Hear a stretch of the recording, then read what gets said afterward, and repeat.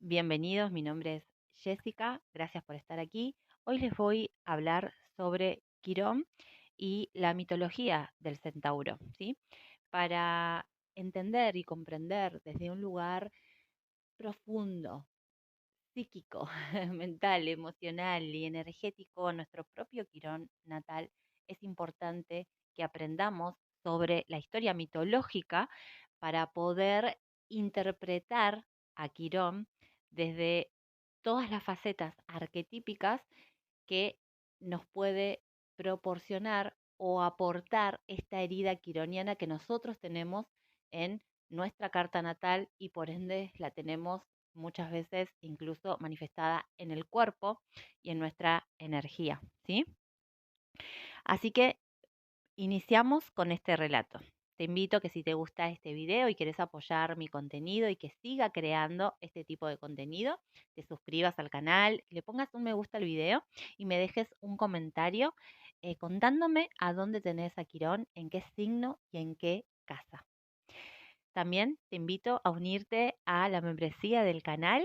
Tenés varios niveles, podés ingresar y observar cuál aplica mejor para vos. Así que, sin más, iniciamos. El centauro mitológico. En la mitología griega, Quirón nace de la relación entre Cronos, Saturno y Filiria. Las circunstancias de ese encuentro no podrían ser más inapropiadas. Sobre Cronos pesaba la profecía de que uno de sus hijos le daría muerte, tal como él mismo le había quitado la vida a su progenitor, la conocida castración de Urano. Rea, esposa de Cronos, da a luz a Zeus y lo oculta de la crueldad del padre. Mientras buscaba a su hijo para devorarlo, Cronos conoce a Filiria, de quien se enamora apasionadamente. Una versión del relato dice que, para eludir su acoso, Filiria se convierte en yegua, pero Cronos descubre la treta, adopta la condición de caballo y la fuerza a copular. Otra versión sostiene que el amor fue correspondido, pero que para evitar que Rea lo descubriera se encontraron bajo forma equina. Y de ese vínculo, ya se trate de una violación o de una relación consentida, pero abrumada de culpa, es engendrado Quirón. En correspondencia con ese origen, Quirón resulta horroroso a los ojos de sus padres. No es seguro que Cronos siquiera lo conociera, pero sí es sabido el rechazo de su madre, que prefiere ser convertida en un árbol de tilo antes que responsable de su cría. Quirón, mitad humano, mitad caballo, es resultado de una relación impropia, cargada de transgresión, que refleja una pasión primitiva y pulsional que resulta intolerable al discernimiento consciente. Quirón es un centauro, un ser que combina la naturaleza animal y la humana. Quirón es un hijo abandonado por su padre y repudiado por su madre, por el mero hecho de ser. Padece la pérdida de la gracia, haber sido concebido en su desgracia. No ha hecho nada para merecerla. No ha cometido faltas que la justifiquen, ni puede hacer nada para revertirla, ni remediarla. Quirón encarna el sentimiento de nacer desgraciado. Sin embargo, estas desdichadas condiciones promueven un hecho afortunado. Quirón es adoptado por Apolo, una figura solar que lo instruye en las artes, la sabiduría profética y la sanación. Podríamos decir que como padre y maestro, Apolo despierta en Quirón las máximas potencialidades humanas. Estimula la percepción de lo bello, lo bueno y lo verdadero en ese ser que en su propia naturaleza carga el estigma de lo instintivo, lo brutal y lo irracional. De este modo, en conocimiento de la expresión más primitiva de la vida tanto como de la más sutil, esa gracia convierte al mismo Quirón en maestro, un maestro muy reconocido y muy particular, capaz de enseñar acerca de lo que provoca dolor y de lo que lo cura. El centauro, marcado por el rechazo y la herida, asume el rol de tutor y sanador. Desarrolla sabiduría en asuntos tan variados como la música, la guerra, la caza, la medicina y la astronomía, y habilidades en la creación de instrumentos musicales, práctica de tiro con arco, uso de hierbas y plantas, y lectura de los cielos. Tutela el aprendizaje de personajes como Hércules, Jason, Aquiles y Peleo. Incluso enseña el arte de curar a Asclepio, el romano Esculapio, quien luego fundará la medicina. En definitiva, un auténtico maestro de maestros. Vemos que en la naturaleza de Quirón, en los hechos de su origen y en las consecuencias de su educación, convergen lo dionisíaco y lo apolíneo, la pasión sensual y reflexiva, el goce corporal que refleja nuestra condición animal y la apreciación de las armonías sutiles, el disfrute racional propio de nuestra condición humana. Pero aquí no terminan las notas relevantes del mito. Quirón no solo porta el estigma emocional y psicológico del rechazo de sus padres por su condición de centauro, también lleva un dolor físico, una herida imposible de curar en una de sus rodillas. Las circunstancias en las que fue provocada resultan azarosas y accidentales. En una pelea contra centauros, Hércules lanza una flecha con la que involuntariamente hiere a Quirón, su maestro. Es víctima de fuego amigo, lacerando con una flecha perdida, envenenada y por eso letal. Pero Quirón gozaba de la condición inmortal. Un nuevo absurdo existencial se presenta en su vida. Sufre un dolor incurable y no puede morir. También de este suceso desgraciado surge una gracia. Por portar esa herida que no se cura, comienza a desarrollar una enorme capacidad y sabiduría para curarla en los demás. Sanar en los demás aquello que él mismo sufre en tiempo presente. Curar a otros sin que él pueda curarse a sí mismo. Se configura así el arquetipo del sanador herido o sabio herido. No es sabio porque ha curado su herida, no cura porque ya ha superado el dolor, sino que cura porque le duele. Sanar no va en dirección de su propio beneficio. Quizás esta sea la paradoja más conmovedora en el mito de Quirón.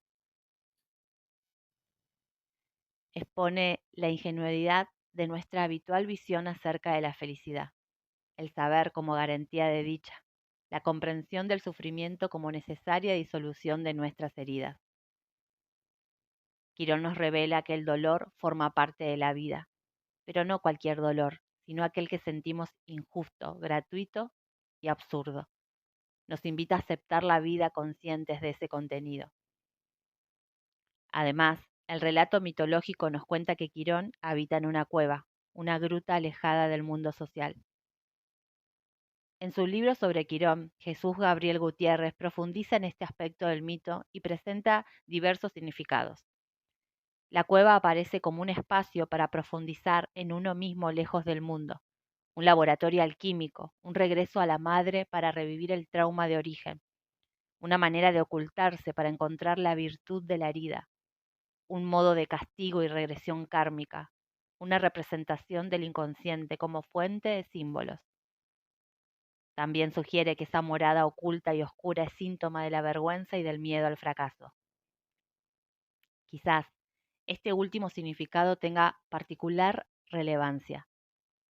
La cueva que habita Quirón para ocultarse de los demás revela el sentimiento avergonzado de contar con un estigma que cree exclusivo, la necesidad de replegarse sobre sí mismo para no exhibir su herida y no quedar expuesto a la mirada de un mundo que desconoce ese dolor. Esto permite observar un rasgo crucial en la experiencia de Quirón, el trauma de la comparación, el convencimiento de que estamos solos en el lamento de esa carga de dolor.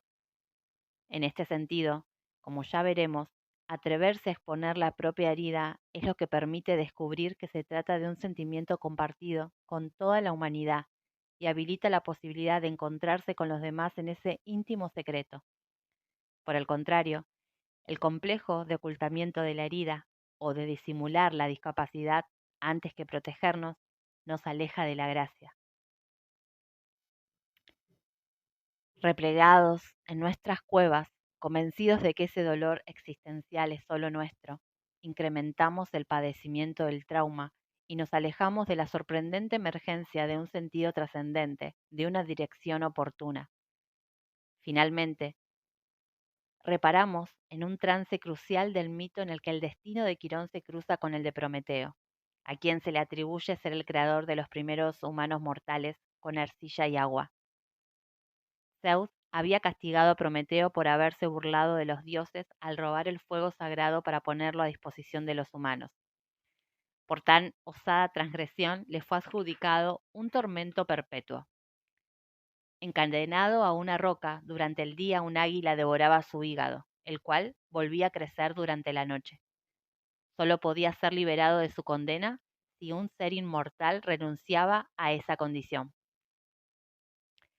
Fue allí donde Quirón encontró la posibilidad de cerrar su herida y al mismo tiempo liberar a Prometeo del cruel castigo. Aquí aparece otra vez la naturaleza del centauro como puente entre lo divino y lo humano. Al aceptar la muerte, al ofrendar su inmortalidad para aliviar a quien sufre, encontró el cese de su dolor, la resolución de su paradoja existencial y la reparación de un desacuerdo entre los dioses y la humanidad.